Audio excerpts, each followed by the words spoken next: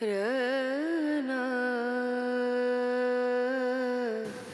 will now begin. I will basically deliver an introductory speech, and then we will hear from them. Shane Musri is a distinguished historian specializing in Mughal history, social structure, and historical demography.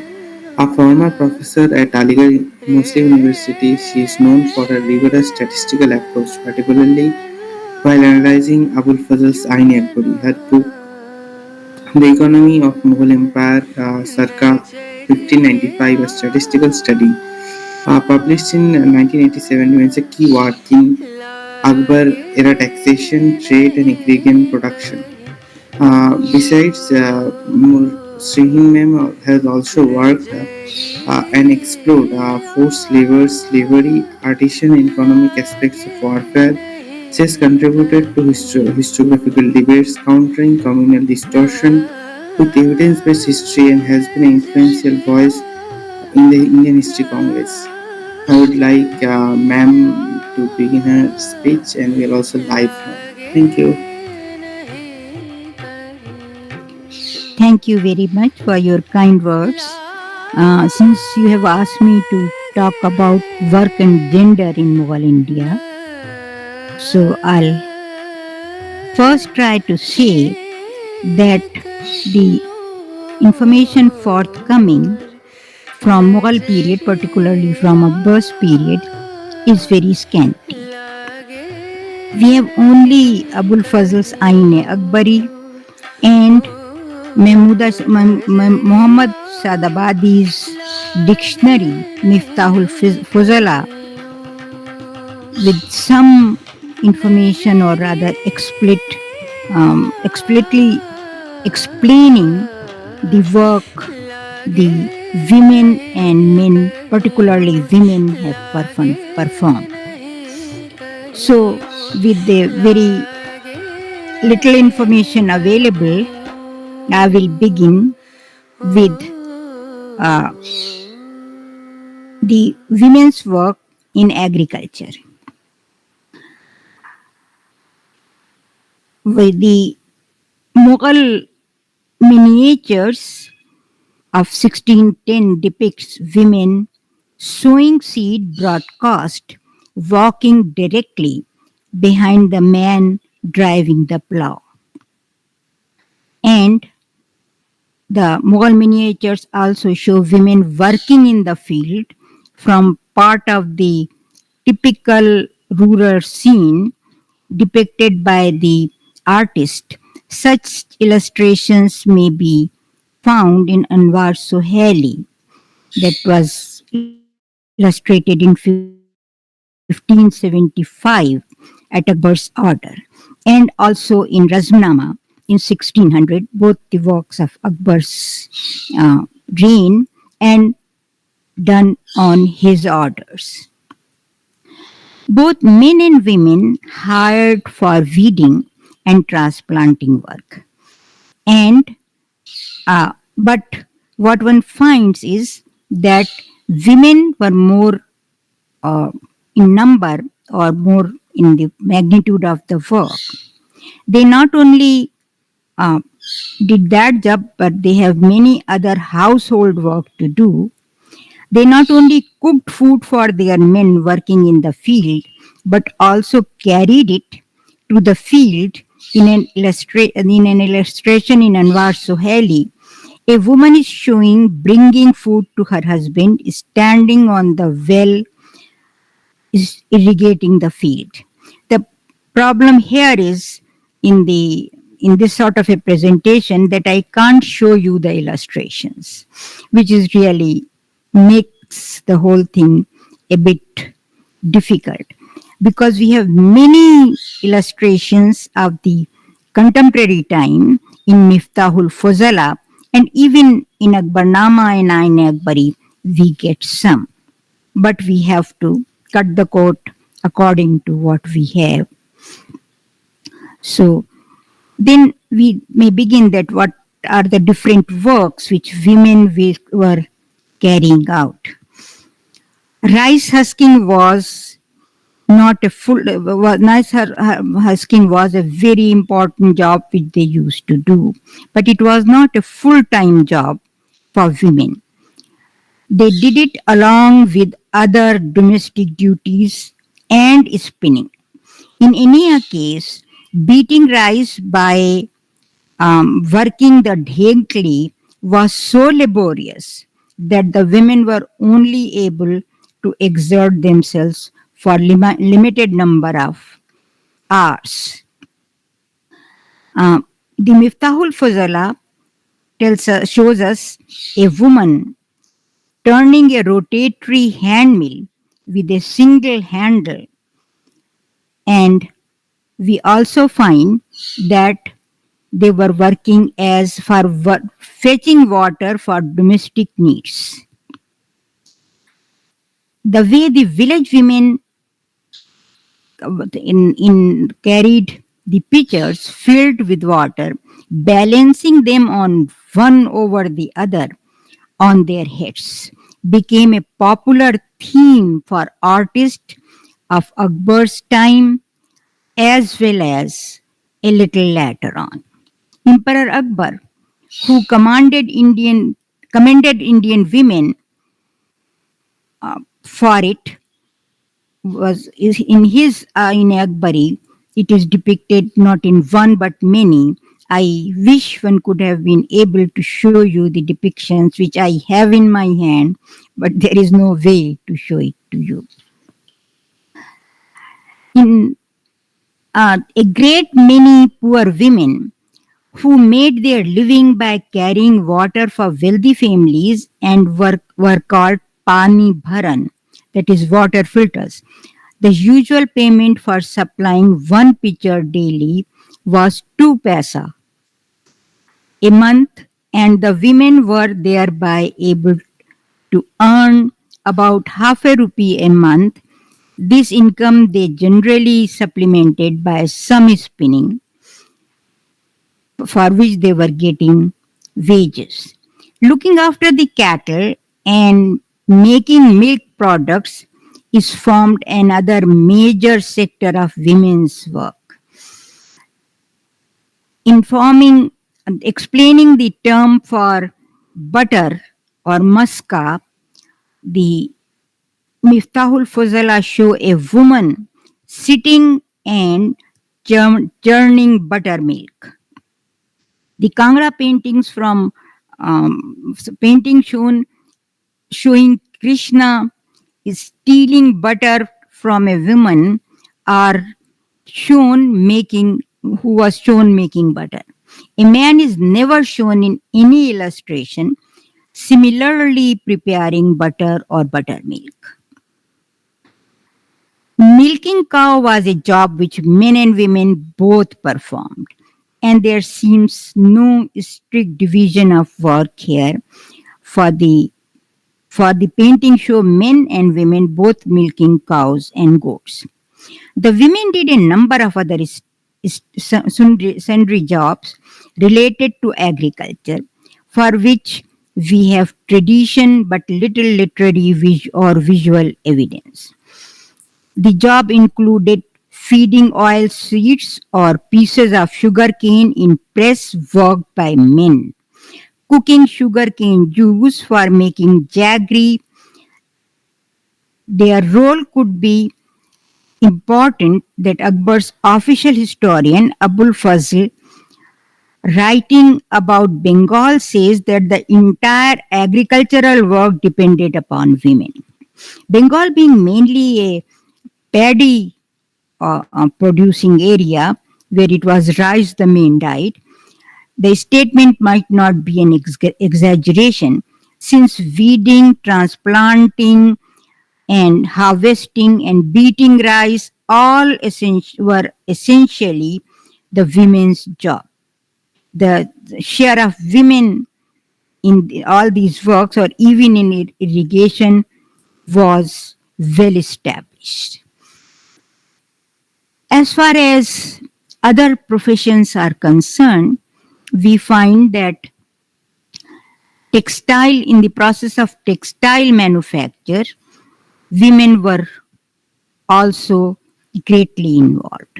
First of all, there was the process of separating the fiber from the seed, a function which seems to have been performed mainly by women. The Ajanta, from Ajanta frescoes down to the Mughal period, it was the charkhi, the two roller horizontally mounted on a stand, which always worked by women. Women gearing. The swarm gearing was done by women. In in the After the seeds were expelled, the fiber had to be separated from each or scratched, and we find that for this work too, it was a bow and string device which was widely used, but it was generally the men or the dhunyas or nadaf who used to do it. The pictorial depiction or representation of cotton bow was used exclusively by men. Here, women didn't work. The next process, namely the spinning, was done almost exclusively by women, by hand spindle or by wheel. Writing close to the 14th to the Mughal time, it was said in the dictionary of Miftahul Fuzala that the entire work of spindle and all was done by women alone. The same work defined charkha or spinning wheel as the device by which women spin yarn. The earliest reference to spinning wheel in India date back to 1450s when we find that women started working on it again. From the succeeding centuries, continuous pictorial evidence, which I am very sorry unable to show you, of women working on the spinning wheel grows in profusion through the miniatures of Mughal painters as well as other Indian schools. I have in front of me almost 12 such uh, representations, which unfortunately I'm not able to show you. Another job of women was blanket making. The same division of work prevailed. Women spun and men wove. A pair of shepherd, man and woman in Bihar is shown in a number of depictions that how they were working on it. In other process, after weaving, it seems the division of work between men and women was not so sharply defined. The dyers and perhaps the bleaching both works together. And what one finds is that another work which women pursued was embroidery. They stitched flowers upon muslin, a profession said to be pursued by them for various places.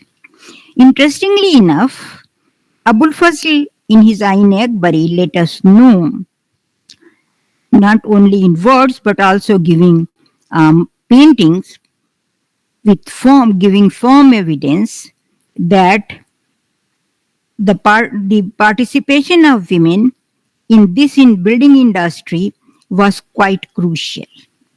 In a depiction, the building of Akbar's capital city of Fatehpur Sikri, women are shown performing heavy tasks like breaking stones and old bricks by pounding to prepare rubble, preparing bitumen, mortar, cement, and staining and mixing lime used for service walls. In another painting of the same time, depicting Akbar's construction of Agra fort, women are seen preparing lime mortar and carrying it in pans held in hand over their heads. Unfortunately, as I said, I can't show it, but all these are available in Akbarnama's illustrations. At least for them, walk up a slanted platform with pan on their head was, of course, a very difficult and scrutineous job. Uh, if the brick pounder or surhi Kop, as Abul Fazl says, is concerned, women were also doing this job. As far as petty commerce was concerned, one can find women participation in this to have been considerable.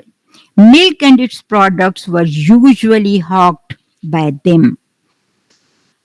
Uh, about Bihar, it is said that the division of work among pastoral caste as follows. The young men were farmers, and the old and children tended cattle, and women sold milk and cake of dungs, and which were used for fuel. In fact, the collection of dung and making dung cakes for fuel was traditionally assigned to women. The author of the Tashriyul Aqwam also says that this was prevalent not only in the northern India but also in other regions as well. Men of Kunjra, men and women of Kunjra caste, those who were selling the green vegetables, while only the women of gardeners hawked fruits and green vegetable in the market and went from door to door, the women of gardeners caste also sold flowers, as we find in other miniatures coming from Awadh, depicting a female flower seller. In Bengal, we find bangle makers sold bangles, visiting the house and hawking along street and lane. Their women carried the basket of bangle while they imitated cries to attract customer. Of course, in all the household, men were not allowed, but they having the more strong voices can try to sell it, and women used to go in and sell and try to persuade the women to buy it.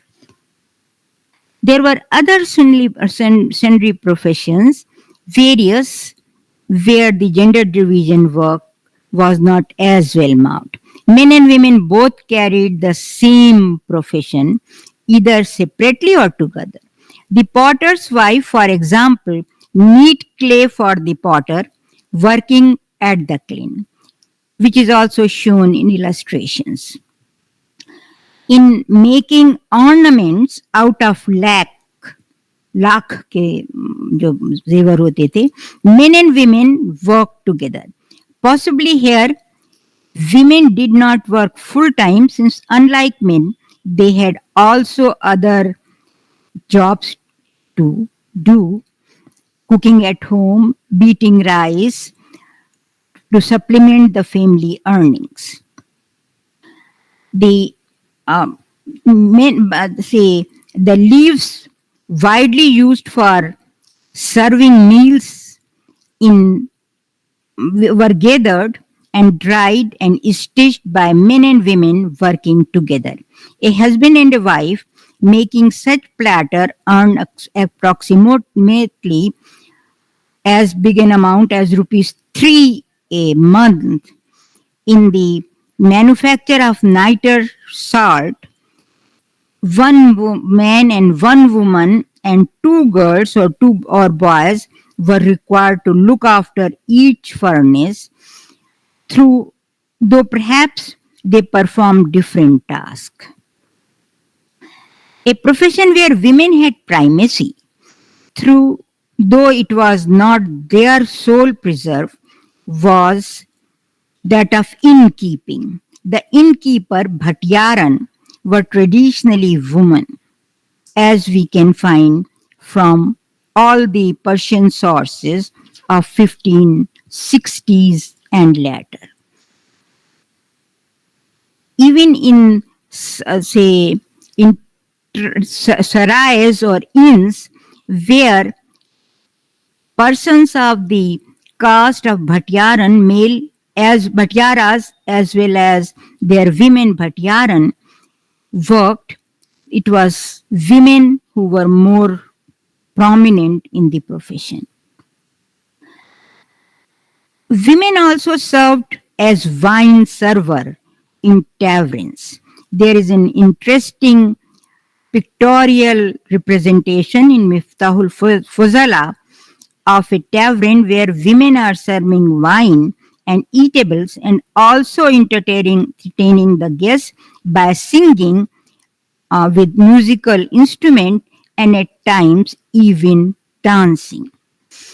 The fact that Emperor Akbar in 1582 appointed a woman belonging to the caste of wine distiller to the official wine shop of the court suggests that the Miftahul Fuzala's illustrations was no fantasy but depicted the actual conditions. Among the nomadic roadside entertainers called nuts male and nutini female, forming a well-known caste of rope dancers and gymnasts. Women performed various gymnastic feasts, and we found Thevono describing the performance of a pair at Maharashtra. The Tashrul Aqwam shows a woman performing along with men. There was another class of female professional or magician or bhanmati who showed their tricks and magical articles. A depiction of them worth with illustration is provided in Tashrihul Aqwam. The women who were singing usually, these women singers and dancers usually acted as prostitute as well. A profession whose prevalence was acknowledged. Emperor Akbar allotted a special locality in his capital, Fatehpur Sikri, for the courtesans and tried to restrict their visits as dancers to the houses of nobles and gentry. They were as midwives and nurses to babies. The midwives and nurses invariably appear in Mughal paintings depicting scenes of birth of princes. For example, Emperor Akbar himself, his own birth, and the birth of Lord Krishna, painted during the 17th century. It was common for the women to work on wages as domestic servants. The practice of employing female domestic servants was certainly got confined to aristocratic establish. A painting depicts rather mode of home where models of home where maid servants is seen killing a snake, the operation being observed by three other, one of whom is apparently the mistress of house. It was not only these professions in which women were involved, there were elite professions as well, which women used to perform. There are at least few references to women pursuing trade and controlling agricultural land and urban property in the 17th century. A Surat merchant left to his wife his merchandise and the conduct of his trade at Surat when he went to Mecca as the agent of another merchant. When he died there, the widow went to the court of a qazi to claim her right to manage her deceased husband's affairs. We also find Jahangir appointing a woman to process and recommend grants to various needy persons. Shah Jahan followed the practice, and head of the department came to be designated Sadrun Nisa, the leader of the women. Sale deeds from such Gujarat towns as Surat, Cambay, Bharuch shows that during the 17th century, women owned urban property which they themselves purchased, sold, or mortgaged. Among higher classes, it was not uncommon for women to be lettered. The illustrations depicting a school scene in Miftahul Fazala shows a young girl sitting with a boy learning to write the alphabets. Mughal court artists depict women reading letters and books. From the Deccani school too comes similar uh, pictorial evidence. Mughal royal ladies were learned enough to maintain their personal libraries and compose poetry. There are notices of accomplished Persian poetesses in 16th, 17th century.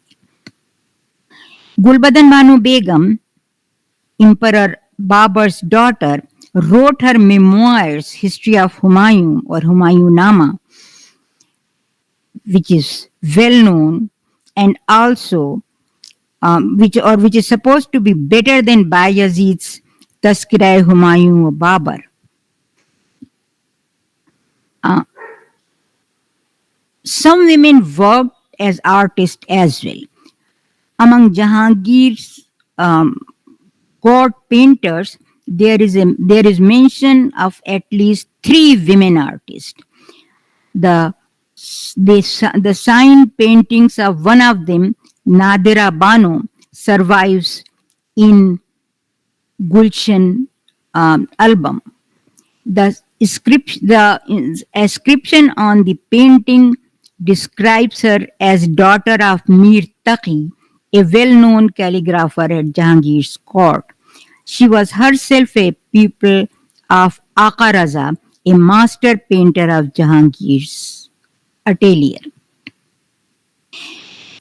Not only that, women in aristocratic domestic establishment were also considerable and a source of employment for women during the 16th to 18th centuries was service in aristocratic households.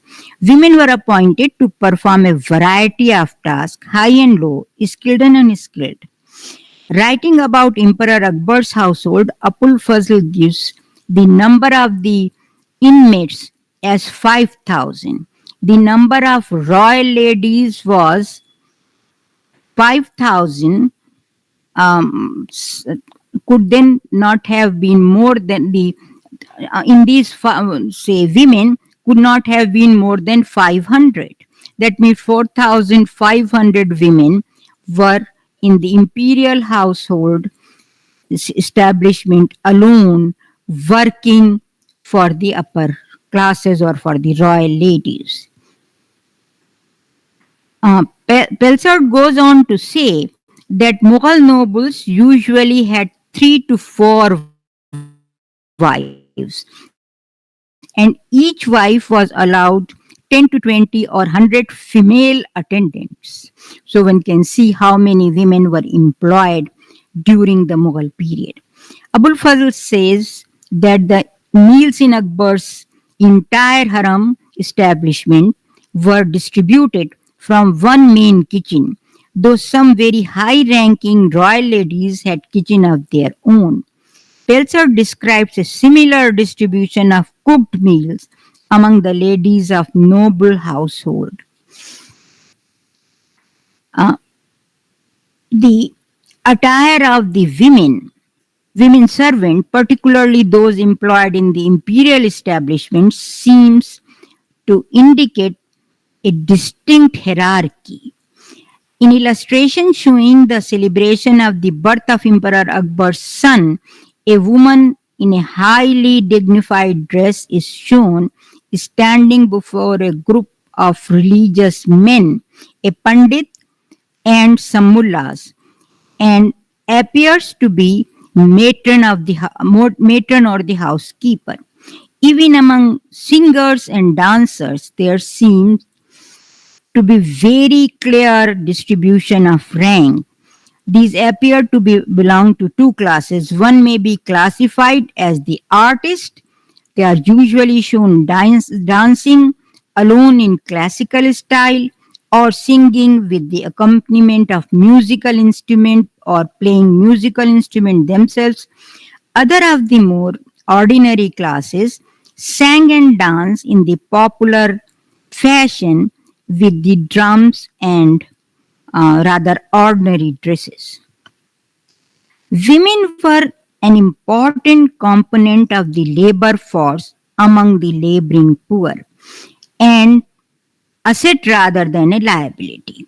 The insistence on remarrying a widow to the husband's brother or alternatively the parents-in-law's right to marry a widow off to someone else found in many classes, which was also an example that women were not rather dependent or rather a sort of people, a burden on men, but they themselves were uh, a, say, a part of the bringing or earning they are living themselves and not earning for themselves but also for others. Even among higher classes, women were legal persons in both Hindu and Muslim law. As such, they could hold and therefore manage property.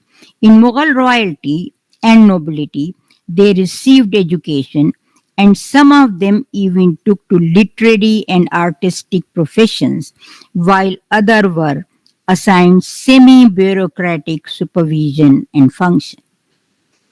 The colonial subjugation of Indian economy, especially deindustrialization during the 19th century, brought about considerable change in the conditions we have summed up above. Certain professions of women, notably spinning, were practically eliminated. Other like work in plantation, mine, and factories, few and small as these still were created. The same women could not, of course, shift from the old sector to the other new one, and the process had therefore a most wrenching effect on women. A recognition of this made the Indian national movement adopt the women's spinning wheel for its symbol, both as a token of protest and a declaration of intent. The fulfillment of the intention is, however, is still a distance goal. Thank you very much. I'll be more than happy if there are any criticism or questions. Hello. Hello. Yeah, I would like everyone to send their question either in chat box. Sure. You say what the question is, and I'll be more than happy to try to answer it. Sure. Ma'am, I have some question of my own now. Can I ask? Ma'am, I have some question of my own. Can I ask? Sure, why not? Not only question, but even if you have some sort of objection, I will prefer that. Because knowledge grows out of disagreement, not out of agreement. So all questions are welcome. Yes, ma'am.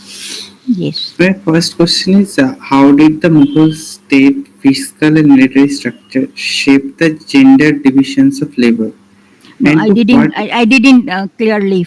I couldn't clearly hear your voice. Will you be repeating the question Yes. a little slowly? How did the Mughal state fiscal and military structures shape the gender divisions of labor, and to what extent we can challenge the narrative that women's economic roles were confined to the household? You are saying asking that how the division of work affected the women Yes, or ma'am. not. Yes, Yeah, yes, yes, ma'am. yes. You know, the question is that if women are allowed to go out and work, as generally among the lower classes is, you will always be finding them having almost a sort of equality with men. Right? In spite of the fact that neither men nor women of that class might be educated at all. And suppose by the high mindedness of us that they are rather uncultured and this and that. But if you come to the richer people and those who have avenues for learning things and for going out, and you still find it is not only among Muslim women who were not allowed to go out and work shoulder to shoulder or to do anything shoulder to shoulder with men, but it was nearly for the entire Indian women. Hardly any.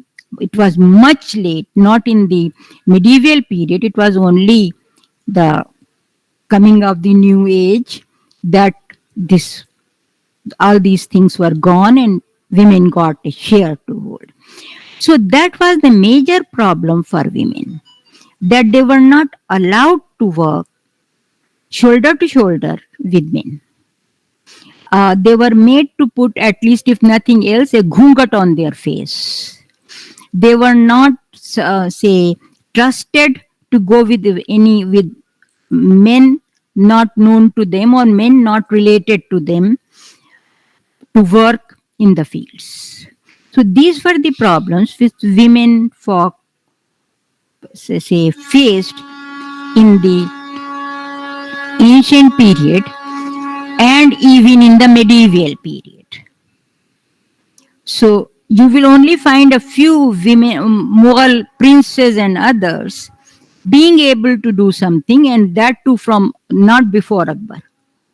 He was a much more sensible person and he allowed his daughters and his wives and his sisters to do whatever they like. But before him, that was not available.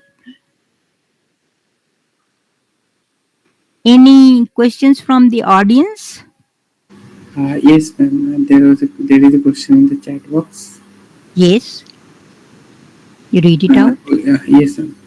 Does the historiography of gender and labor in Mughal India suffer from an implicit Eurocentric teleology, wherein work is framed through industrial categories, thereby erasing alternative epistemes of gender? Your voice is not very clear. You said that the. Will you repeat the question a little slowly?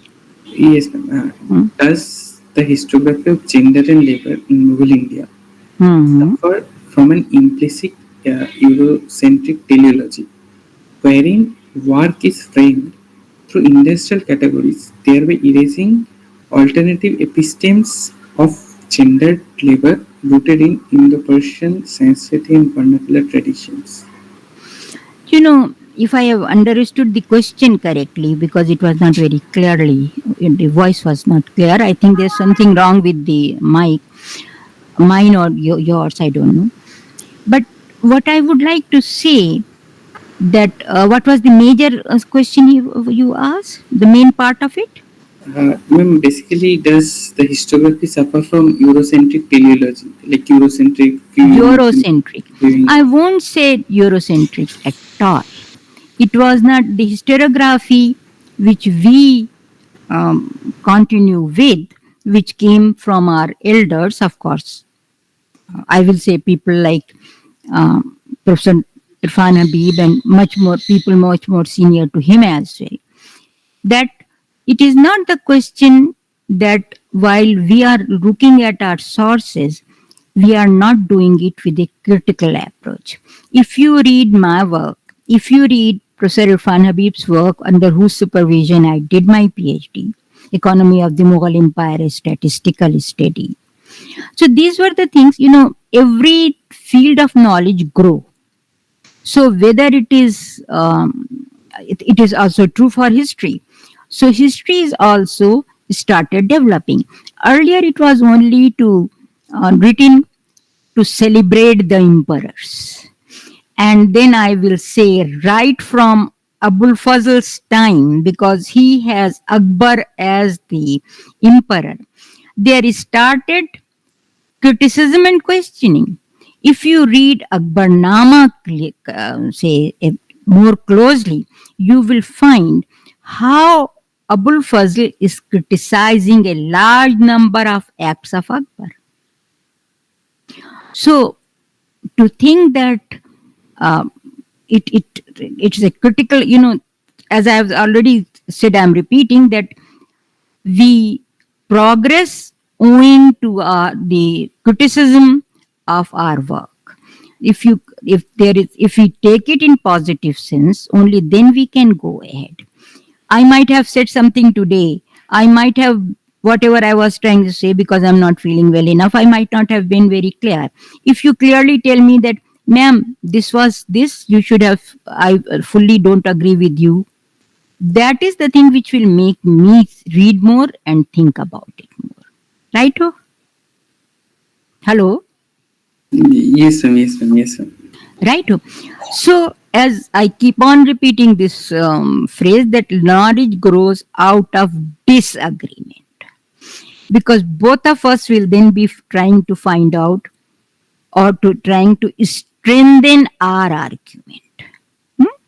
You will do that, I will also try to do that. I will also read more to do this, and you will also be forced to read more about that. So this is the process with which we have to go ahead. And of course the time changes, and with time many things change, but that is rather a thing to be rather appreciate, that right from Akbar's time, or even before Akbar's birth, women started getting some sort of acknowledgement of their existence and their contribution, which you won't find. What was the say sort of treatment Razia met in Sultanate period, and what type of treatment was there of women in Akbar's period? If you just turn the page of my book, you will find a word of difference. So, what we have to learn, we of course, our past and a critical analysis of our past, whether it is far past or it is the near past, gives us a lot of, you will say, understanding what and how we should behave. Criticizing women, telling them to stay back home, thinking that they are the inferior sector of the society, and they are only just to have children or to rear them up or to serve the men or serve the family. This is not. And if it would have continued, you wouldn't have got people. Of course, it didn't continue very nicely, at least in our country. I don't know about Pakistan, whom my family are always called Najisistan, and said that the very name suggests that how they look at us. We are Najisistan. So anyway, my family was very anti partition of our country, and much against. I still remember my aunt asking my uncle, while there was a cousin of his in Lahore, that after Lahore write Pakistan in the address, and my uncle telling her, I will not write that. All postmen here as well as there know where is Lahore. So I won't write at all with my pen that stupid name for the country, which is rather a scorn on us. So that is rather a different thing. I have taken you on a thing. So the question is that we must try to take criticism in positive spirit. If you will just now tell me, ma'am, you were not clear about this, or I couldn't understand. There are more courteous way to say that I was unable to understand what you said, instead of saying you were unable to explain it to me. So neither I will mind it. I will certainly um, be happy and encourage you to keep on criticizing. Criticism of each other is a very important thing. I would like the younger ones to learn that. Even to ask a question from your teacher in the class, do it respectfully. And the way we were told how to do it was that first say, uh, I was unable to understand it. You, of course, you won't tell to your teacher that you were unable to make it clear, but you can say, can you please be a little more clear? I was unable to understand it. And you will see that the teacher won't mind it and will certainly, if it's really a person who wants to teach, like us, because my family belonged to the family of teachers. Except my mother and my father, no one in the family has any other profession. My mother was a doctor. My father was an ICS officer.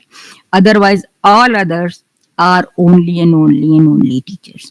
So, what we have learned is that students are to be encouraged to ask questions, to disagree, and to argue.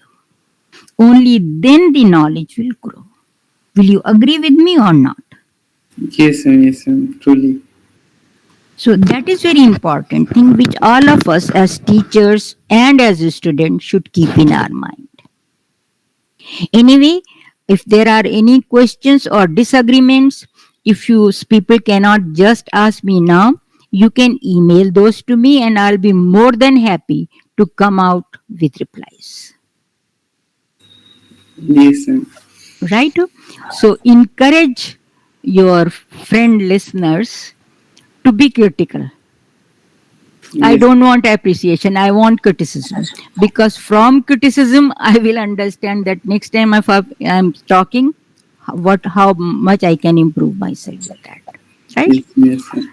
You know? So I would like and have a genuine questions and genuine criticism. Not criticism for the sake of criticism, not questions for sake of questions, but what you genuinely feel. One thing between teacher and taught, which I have been told by my teachers or by my elders, is that we should be honest to each other.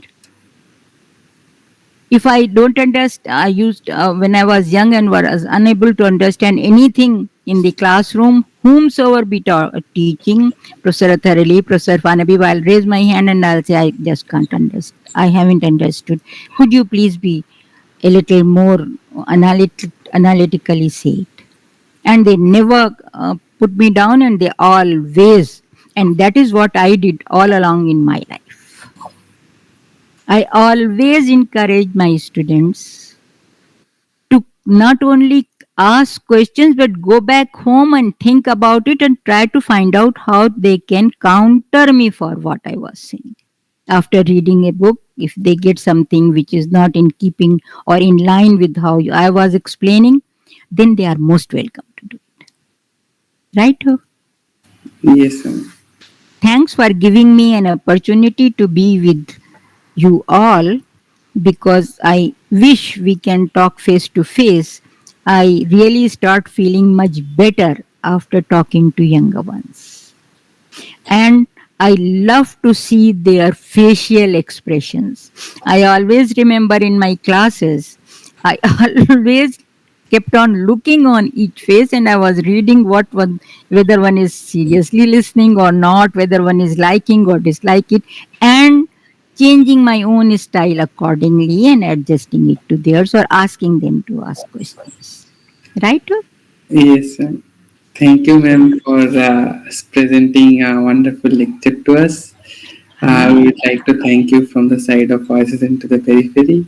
Thank you for your very kind words. I Thank you. hope I would have been able to make myself understandable. Yes, ma'am, indeed. Right. And anytime, whenever you want, to discuss anything, to have anything, you are most welcome to call me and do it. Yes, sir. Yes, sir.